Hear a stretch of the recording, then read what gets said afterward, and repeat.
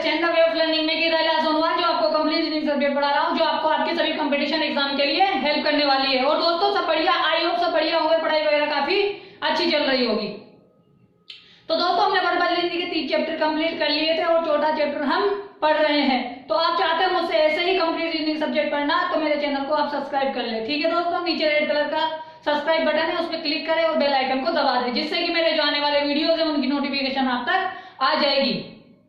और दोस्तों अगर आपके कोई फ्रेंड सर्किल में, नेबर सर्किल में या ब्लड सर्किल में कोई भी कंपटीशन एग्जाम की तैयारी कर रहा है तो आप हमारे वीडियोस को शेयर करें। ठीक है दोस्तों, तो शुरू करते हैं आज की क्लास को। मोबाइल को हॉरिजॉन्टल मोड पे लेके देखें ताकि चीजें आपको अच्छे से दिखाई दे। तो दोस्तों हमने 3 चैप्टर पढ़ लिए हैं और 4था चैप्टर हम पढ़ रहे हैं, जिसकी 3 क्लासेस पीछे हो चुकी है। ठीक है, तो आप अगर आज की क्लास को पढ़ रहे हैं तो उससे पहले आप पीछे की 3 क्लासेस जरूर पढ़ के आए, क्योंकि उन क्लासेस में मैंने बेसिक्स कराया है कि किस तरह से क्वेश्चंस को अटेंड किया जाता है, उसमें क्या क्या चीजें आती हैं, ठीक है, और किस तरह से सवाल पूछे जाते हैं, ये चीजें मैंने पिछली क्लास में बताई थी। ठीक है, तो हमने पिछली क्लास में 2 क्वेश्चन किए थे। मैंने एब्सोल्यूट इन्फॉर्मेशन से कैसे करते हैं और रिलेटिव इन्फॉर्मेशन से किस तरह क्वेश्चन को करते हैं, ये दोनों चीजें मैंने पिछली क्लास में काफी बेसिक तरीके से समझाई थी। तो आई होप आपको समझ में आई होंगी वो दोनों चीजें कि कैसे हमें एब्सोल्यूट इन्फॉर्मेशन के वाक्य को शुरू करके करना होता है और किस तरह हमें रिलेटिव इन्फॉर्मेशन से सेंटेंस को सोल्व करना होता है, यानी पजल को सोल्व करना होता है। तो अब हम सीख चुके हैं क्या कि भाई एब्सोल्यूट इन्फॉर्मेशन क्या होती है, रिलेटिव इन्फॉर्मेशन क्या होती है। वो दोनों चीजें मैं क्वेश्चन में यहाँ पे भी आपको समझाता चलूंगा और उन चीजों को भी मैं रिपीट करता चलूंगा जो चीजें हमने पीछे पढ़ी थी। ठीक है ना, तो आज हम शुरू करने वाले हैं तीसरा क्वेश्चन है। 2 क्वेश्चन हमने पिछली क्लास में किए थे। मैं चाहता हूं कि आप बेसिक से सीखते हुए जाएं। क्यों? क्योंकि मैं आपको टफ क्वेश्चन शुरू में नहीं करवाऊंगा। क्यों? क्योंकि अगर आप शुरू में टफ क्वेश्चन दे दूंगा तो आपको समझ में नहीं आएगा कि बेसिक क्वेश्चन, क्योंकि बेसिक से ही आप हार्ड क्वेश्चन करना सीखोगे।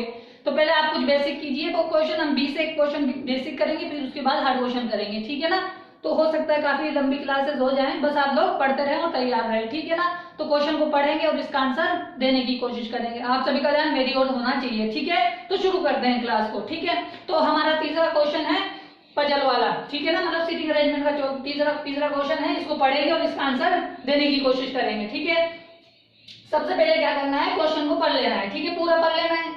फर्स्ट ऑफ ऑल क्या करना है, सब पूरे क्वेश्चन को पढ़ लो कि A B C D E F G व J 10 व्यक्ति 2 आमने सामने की कतारों में 5-5 करके बैठे हैं। ठीक है, मतलब 2 कतारें हैं जिसमें 10 व्यक्ति है, 2 कतारों में 5-5 करके बैठे हैं, यानी बराबर 5-5 बैठे हैं। ठीक है, करके बैठे हैं। I A और E के मध्य बैठा है, जबकि H B और J के मध्य बैठा है। ठीक है, J के बाएं दूसरा F उत्तर की ओर मुख करके बैठा है। ठीक है, F के सामने A बैठा है। ठीक है, E के बाएं दूसरा G है तथा G का पड़ोसी D नहीं है। ठीक है, और क्वेश्चन में क्या पूछा है कि बताओ दोनों पंक्तियों के मध्य में कौन कौन बैठे हैं। ठीक है दोस्तों, समझ में आया, क्वेश्चन पढ़ लिया हमने। ठीक है, अब हमें क्वेश्चन में क्या दिया है, यहाँ पे हमें एक हिंट दिया है कि F है ना उत्तर में मुंह करके बैठा है। तो हमें ये पता लग गया कि एक पंक्ति का मुख उत्तर की तरफ है और एक पंक्ति का मुख दक्षिण की तरफ है। क्यों? क्योंकि भाई आमने सामने मुंह करके बैठे हैं, तो उत्तर वालों का जो उत्तर में मुंह कर रखे हैं कुछ दक्षिण में करके रखेंगे, तो क्योंकि दोनों क्या होने चाहिए, पैरेलल होने चाहिए। देखो इस तरह मान लीजिए कि ये 5 लोग बैठे हैं, तो ये 5 लोग भी तो ऐसे ही बैठेंगे, तो ऊपर वालों का मुख दक्षिण में होगा और नीचे वालों का मुख उत्तर में होगा। आई होप समझ में आया।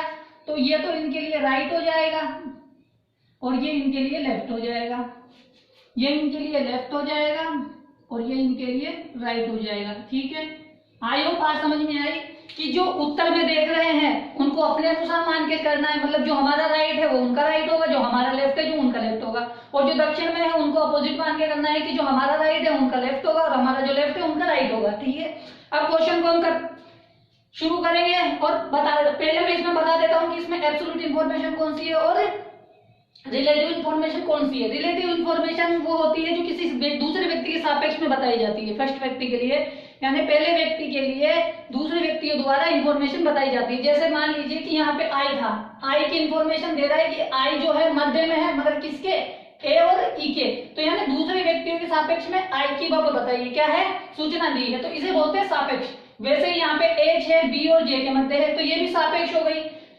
जे के बाएं दूसरे स्थान पर एफ है, तो यानी जे के बाएं यानी एफ की जो इन्फॉर्मेशन दे रहा है जे के सापेक्ष में दे रहा है, ठीक है ना। मतलब एक व्यक्ति की इन्फॉर्मेशन डायरेक्ट नहीं दे रहा है, हमें किसी और के माध्यम से बता रहा है। अगर वो डायरेक्ट इन्फॉर्मेशन देगा एक व्यक्ति की तो डायरेक्ट मानी जाती है, वो कैसे है वो भी बता दूंगा मैं, ठीक है। देखो जे के बाएं दूसरा सापेक्ष मतलब दो व्यक्ति जब भी आ जाए ना, दो या दो से अधिक व्यक्ति जब भी आ जाए वो सापेक्ष होते हैं, ठीक है ना।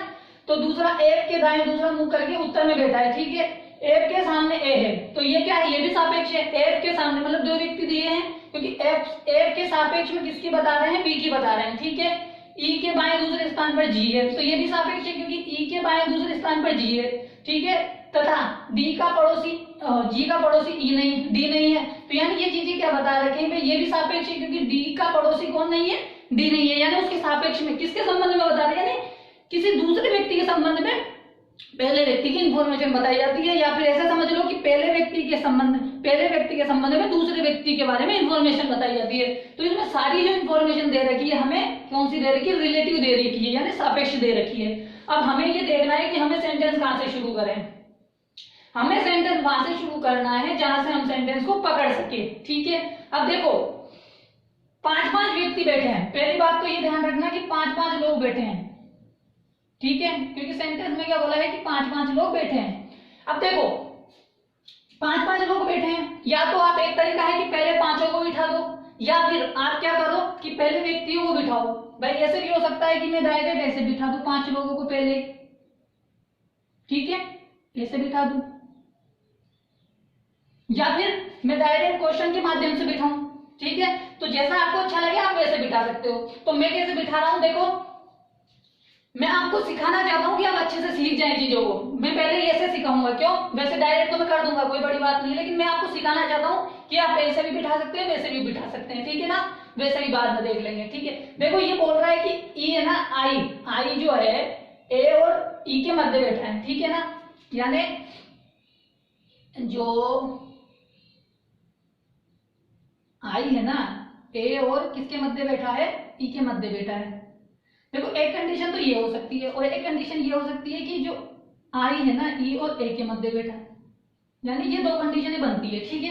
ये कंडीशन निकाल ली, ठीक है।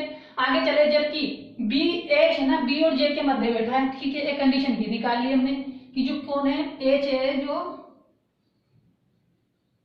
बी और जे के मध्य बैठा है। तो एक कंडीशन ये हो सकती है, एक कंडीशन ये हो सकती है कि जो एच जो है या जो आई है या तो इन दोनों के मध्य बैठेगा या फिर ऐसे बैठ सकता है। एक कंडीशन एच के लिए ये भी कंडीशन बन सकती है, ये भी कंडीशन बन सकती है। क्यों, क्योंकि भाई ये हो सकता है कि ए इधर हो सकता है ई इधर हो सकता है बी इधर हो सकता है जे इधर हो, ठीक है। दो कंडीशन पड़ी।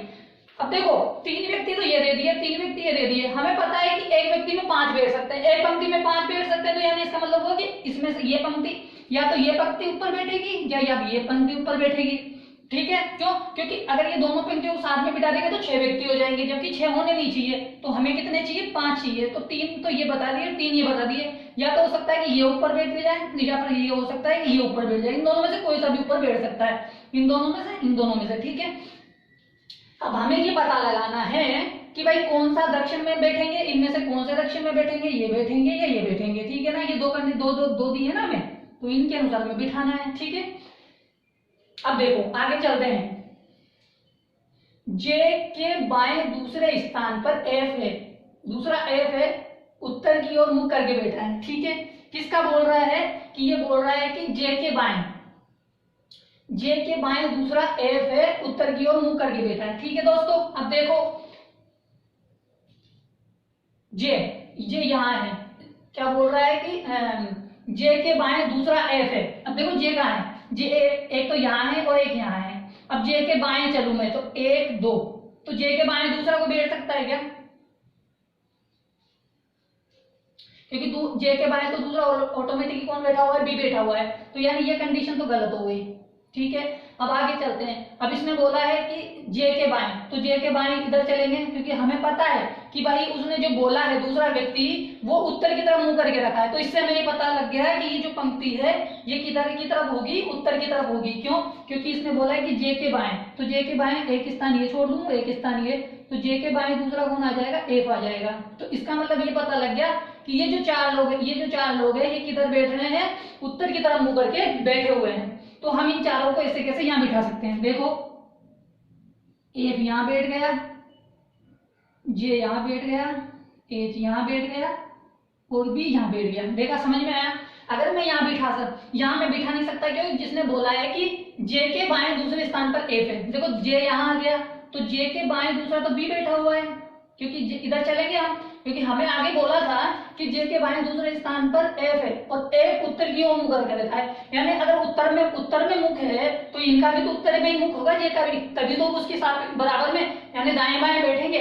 तो यानी हमें इससे ये पता लग गया कि जब एफ उत्तर की तरफ देख रहा था, तो हमें इससे ये पता लग गया इस बात से कि बाकी जो लोग हैं जे एच बी किधर बैठेंगे, ये भी उत्तर की तरफ मुंह करके बैठेंगे। तो हमने इनको उत्तर की तरफ मुंह करके बिठा दिया। तो हमें पता लगा कि इसको चेक किया कि बी के बाएं दूसरा जे बैठना चाहिए, यहाँ पे एफ नहीं बैठ रहा, तो हमने इस कंडीशन को गलत कर दिया। हमारे पास ये कंडीशन बनी, क्यों? क्योंकि बी के जे के दाएं दूसरे स्थान पर एक और दो एफ बैठ गया, तो ये कंडीशन हमने यहाँ फिट कर दी। ठीक है, अब ये कंडीशन है या ये कंडीशन है जो ऊपर बैठेगी, या तो ये कंडीशन बैठेगी या ये कंडीशन बैठेगी।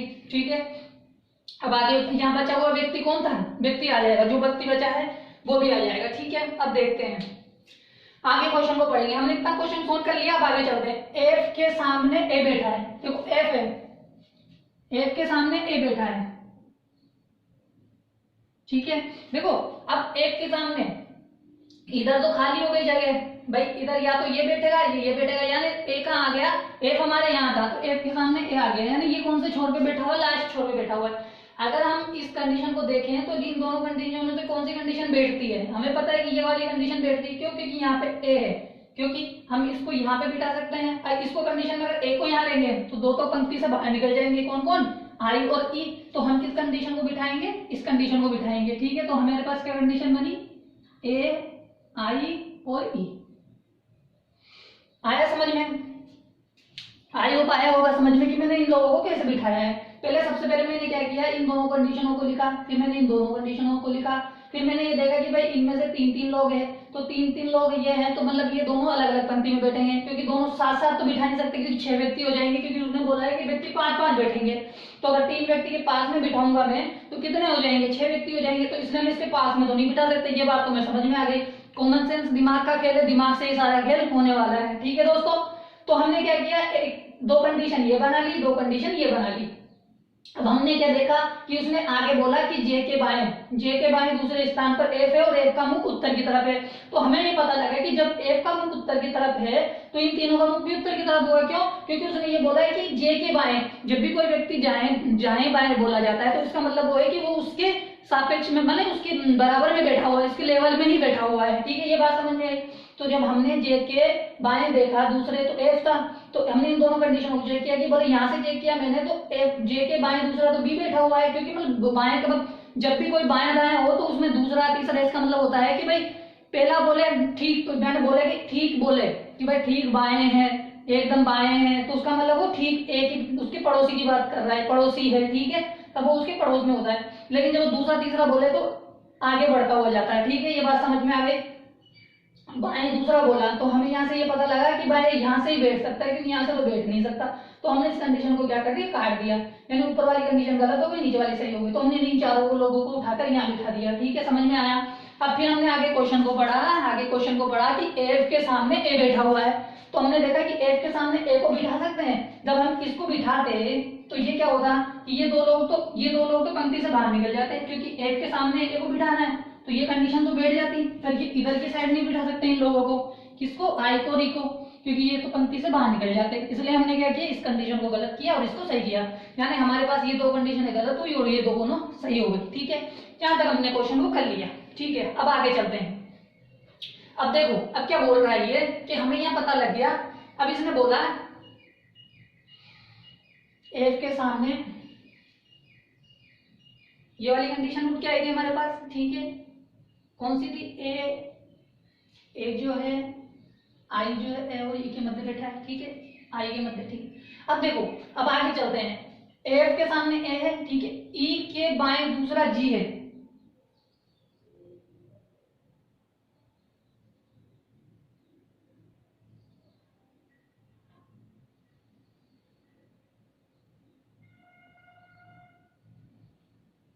ठीक है।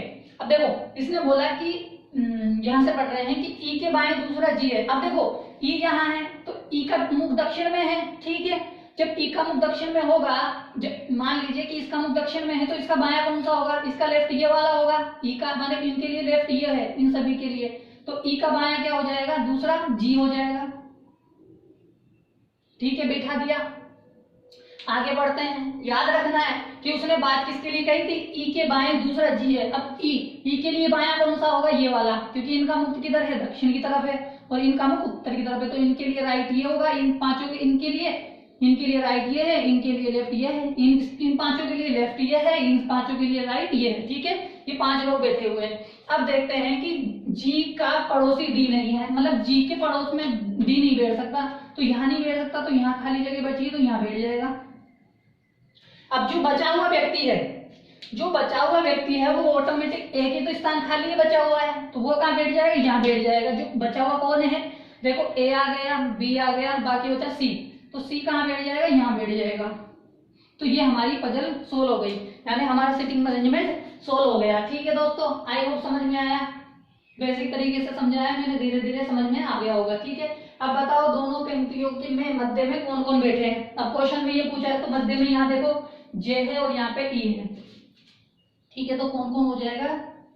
ई एवं जे हो जाएगा। आया समझ में दोस्तों? आया समझ में? आई होप समझ में आया होगा। आराम से आप वीडियो रहेगा आपके पास, आप वापस से इसे शुरू करके देख सकते हैं कि किस तरह से हमें क्वेश्चन को करना होता है, ठीक है।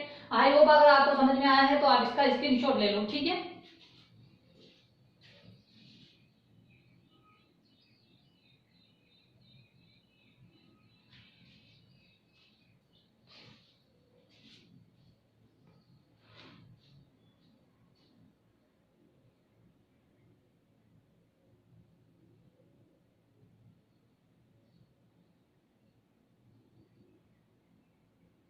ठीक है, ले लिया आपने स्क्रीनशॉट?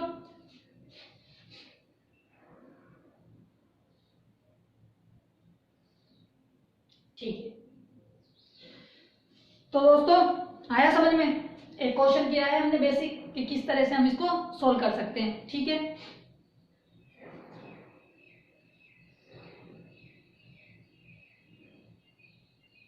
ठीक है, तो देखो दोस्तों आज हम एक क्वेश्चन करेंगे। मैं चाहता हूं कि आप मेरे वीडियोस को शॉर्ट में देखें। क्यों? क्योंकि इसमें क्या होगा कि मैं लिखूंगा तो उसमें ज्यादा टाइम लग जाता है, तो मैं चाहता हूं कि भाई छोटे वीडियो बना के मैं क्या है कि पहले लिख दूं फिर आपको समझा दूं, ठीक है। तो आप अगर चाहते हो मुझसे ऐसे ही रीजनिंग सब्जेक्ट पढ़ना तो आप मेरे चैनल को सब्सक्राइब कर ले, जिससे कि मेरे जो आने वाले वीडियोज हैं उनके नोटिफिकेशन आप तक आ जाएंगे, ठीक है दोस्तों। नीचे रेड कलर का बटन है, उस पर क्लिक करें और बेल आइकन को दबा दें, जिससे मेरे आने वाले वीडियोज के नोटिफिकेशन आप तक आ जाएंगे, ठीक है। और दोस्तों अगर आपके कोई फ्रेंड सर्किल में, नेबर सर्किल में, बड़ा सर्किल में कोई भी कंपटीशन एग्जाम की तैयारी कर रहा है तो आप मेरे वीडियोस को शेयर करें, ठीक है दोस्तों, जिससे कि लोगों तक वीडियो पहुंच जाए, ठीक है। कल मिलते हैं आगे की क्लास के साथ, आगे के चौथे क्वेश्चन के साथ।